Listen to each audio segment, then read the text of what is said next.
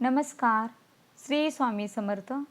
आज आपण या व्हिडिओमध्ये दीप अमावस्येची पूजाविधी संपूर्ण माहिती आपण या व्हिडिओमध्ये पाहणार आहोत. व्हिडिओ शेवटपर्यंत पाहायला विसरू नका. 4 ऑगस्ट 2024ला दीप अमावस्या आहे आणि या दिवशी रवी पुष्य योगाचाही योगयोग तयार होत आहे. या दिवशी लोक झाडांची दिव्यांची पूजा करतात, तसेच दान करून पितरांची पूजा करतात. या दिवशी संध्याकाळी सर्व दिवे घासून पुसून लक्क करून त्यांची आरास मांडून पूजा केली जाते. आषाढ महिन्याच्या या शेवटच्या दिवशी असलेल्या अमावस्याला बहुतेक जण गटारी अमावस्या म्हणून पण ओळखतात. मात्र धर्मशास्त्रात या अमावस्याला दिव्यांच्या पूजनांचे विशेष महत्त्व सांगितलेले आहे.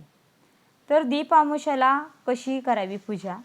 रोज संध्याकाळी देवापुढे दिवा लावून आपण शुभं करोती म्हणण्याची पद्धत पूर्वपार आहे, पण हल्ली लोक हे विसरले आहेत आणि अशा लोकांनी किमान या दीप अमावस्येच्या दिवसापासून ही सवय पुन्हा अंगवळणी पाडावी असा एक सूचक करणारा हा सण आहे.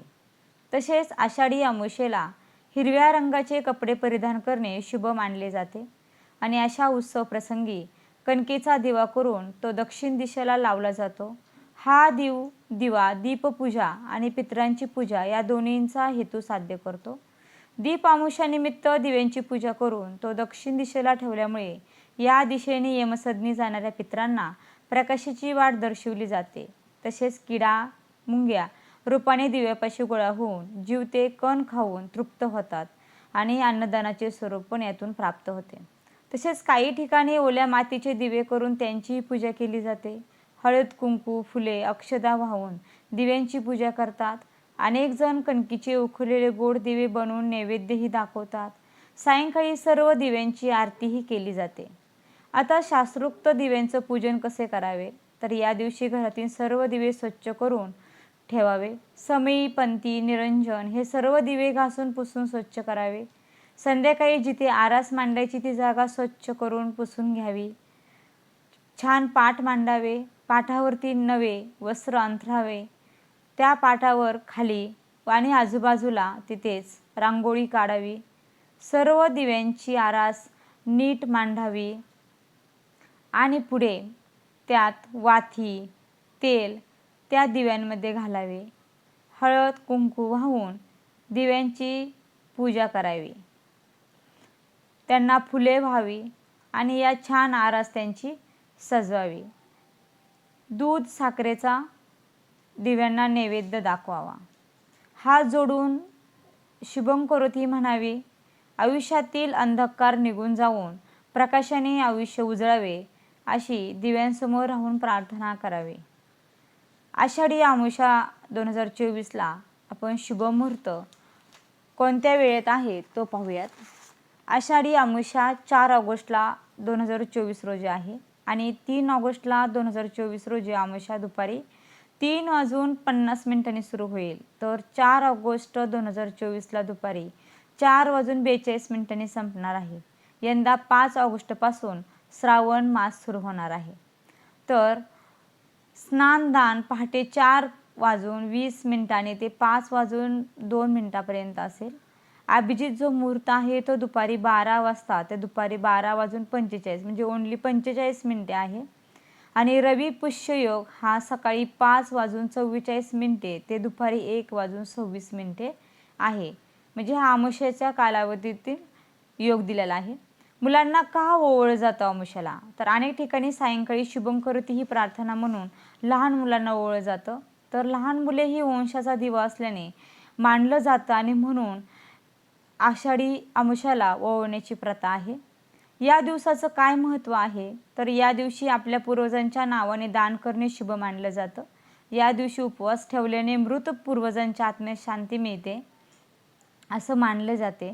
या दिवशी झाडं लावून ग्रहदोष शांती होते असेही सांगितलं जातं. या दिवशी केळी पिंपळ लिंबू किंवा तुळशीचं रोप लावलं जातं आणि या दिवशी गंगा स्नान आणि देणगी देण्यालाही फार महत्त्व आहे. दीप अमावस्येच्या दिवशी भगवान शंकर पार्वती आणि कार्तिकेय यांची पूजा केली जाते. या दिवशी भगवान शंकरांचे काही भक्त व्रतही ठेवतात. काही ठिकाणी महिला आषाढ अमावस्येला तुळशी किंवा पिंपळाच्या झाडाला 108 प्रदक्षिणा करतात. गरुड पुराणानुसार जे आषाढ अमावस्येला व्रत करतात, पूजा करतात, दान करतात, त्यांना सर्व प्रकारच्या दोष आणि पापापासून मुक्त केले जातं असं म्हटलं गेलेलं आहे. तर आषाढी अमावस्या का मुलांना ओवळलं जातं ते आपण पाहिलेलंच आहे. पुढे अनेक ठिकाणी सायंकाळी शुभंकरोती प्रार्थना म्हणून लहान मुलांना ओवळलं जातं आणि लहान मुले हे वंशाचा दिवा असल्याने असं मानलं जातं म्हणून त्यांना ओवळण्याची प्रथा आहे. पुढे पाहूयात या दिवशी काही विशेष उपाय केले संकटे दूर होतात. तर पिंपळाच्या झाडाखाली दिवा लावावा. अमावस्येला पिंपळाच्या झाडाखाली तेलाचा दिवा लावणे शुभ मानले जाते. दिवा लावताना त्यात लवंगही टाका आणि यानंतर पिंपळाच्या झाडाची प्रदक्षिणा करताना ओम नमो भगवते वासुदेवाय मंत्राचा जप करावा आणि यामुळे पितृदोष दूर होतो. 2 नंबरचा उपाय आहे भगवान शिवाची पूजा करा. या दिवशी भगवान शिवाची पूजा देखील खूप फलदायी मानली जाते. शिवलिंगाला बेलपत्र, दूध, दह्याने अभिषेक करा आणि ओम नमः शिवाय मंत्राचा जप करा. तिसरा उपाय आहे कुत्र्याला पोळी खायला द्या.